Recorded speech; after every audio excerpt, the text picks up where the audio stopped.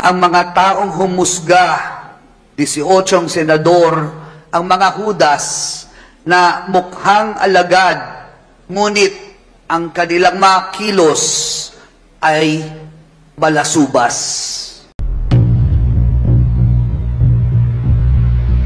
Mga mahal kong ina, balo na tinukhang. I've journeyed with them. I've buried their dead. I've listened to their woes.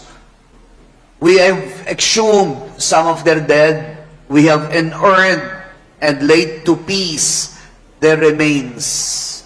But justice is still far, far way off. Nitong mga nagdaang oras at kahit simula 2016, nakita natin kung paano winasak ang tiwala, binaboy ang buhay, pinatay ang naghahanap buhay, binastos. Ilang oras lang nagdaan ang saligang batas. Sila ay maari kong sabihing mga modernong pariseyo. Nung panahon ni Jesus, ang mga pariseyo ay mga taong pinagkatiwalaan at nangangalaga ng batas. Ngayon, kapit din nila ang batas, ngunit ginagamit sa panghaharabas. Sila ang mga bagong Herodes na pinagkatiwalaan ni Pilato na hatulan si Jesus, ngunit dala ng kahibangan, kinarma hanggang sa kamatayan. Ang mga taong humusga, 18 senador, ang mga Hudas na mukhang alagad, ngunit ang kanilang mga kilos ay balasubas. Hello.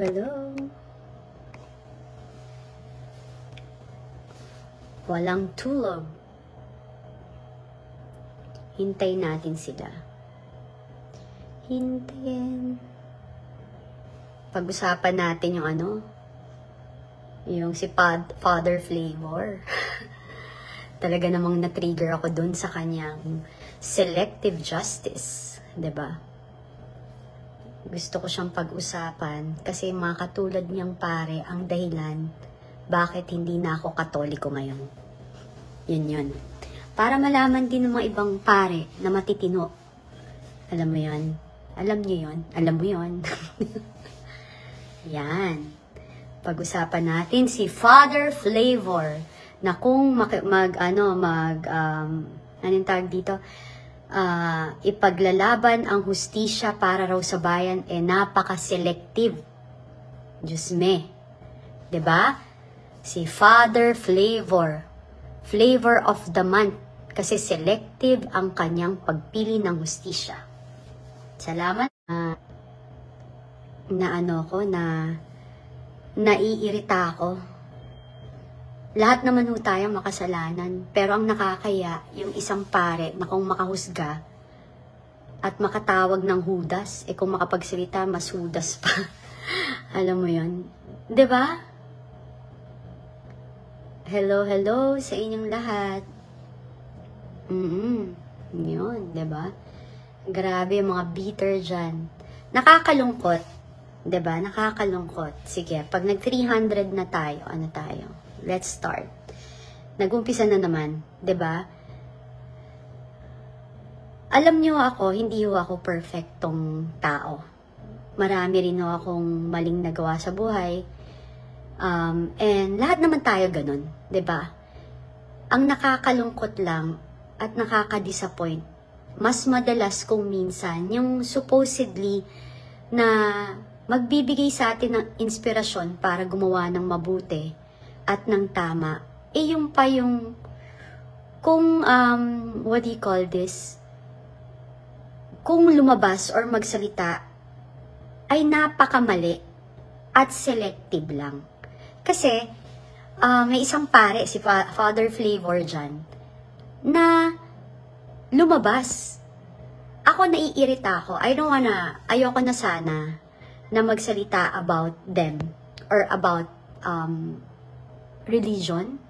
Pero gusto ko lang malaman na sa ibang matitinong pare sa inyo po, na kung meron hong isang paring ganyan na selective ho mag-isip, tas nire-represent ho ang inyong konstitusyon, ang inyong institusyon, napakapangit. Sana ho, sa akin, kung kini-question mo yung confidential funds ni VP Sara, bakit hindi mo rin questionin yung GAA and BICAM na bilyon-bilyon ang halaga? Ang flood control projects na trilyon ang halaga. Bakit?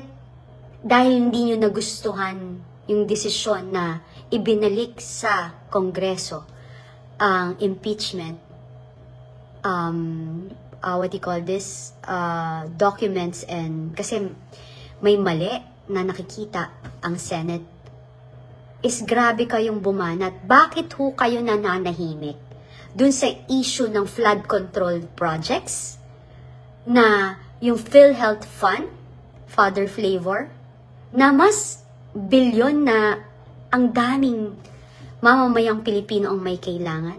Ang Maharlika Funds. Bakit kayo nananahimik? Bakit hindi nyo kine-question yung bilyong-bilyong pondong nawawala compare sa 100 millions? Why? Ano ba talaga? Para ba kayo sa bayan? O sa pansarili nyong interes? Or sa may nag-uutos sa inyo? Hindi na ho kayo kapanipaniwala. Sa totoo lang, napaka-ipokrito ninyo. And kung meron kayong sasabihing Judas, isa ho kayong Judas para sa bayan at mamamayang Pilipino. Hindi ho ako sa inyo magsasorry kasi I'm so disappointed because you're a priest. You are supposed na maging balanse ka at magbigay ka ng inspirasyon na ipasatupad kung ano yung tama at ipaglaban kung ano para yung dapat at para sa mamamayang Pilipino at para sa bayan natin. Pero ano lang kine-question mo? Confidential funds. But you never question the GAA and BICAM na billion flood control projects. PhilHealth funds and Maharlika funds. You don't deserve to be priest. Kakahiya ho kayo. Kasi selective ho kayo. At namamanduhan ho kayo. Hindi ho ng Panginoon. Bagkus ng mga demonyo sa paligid nyo. Sana wag nyo na lang hong gamitin yung pagkapari nyo kung ganito rin lang ho kayo. Sa totoo lang, nakakahiya talaga kayo. Hindi ako perpekto, makasalanan ako. Dahil sa buhay ko, katulad ngayon, nagkakasala nga ako. Ngayon, dahil sa inyo. Diba? But I don't care. I need to say this.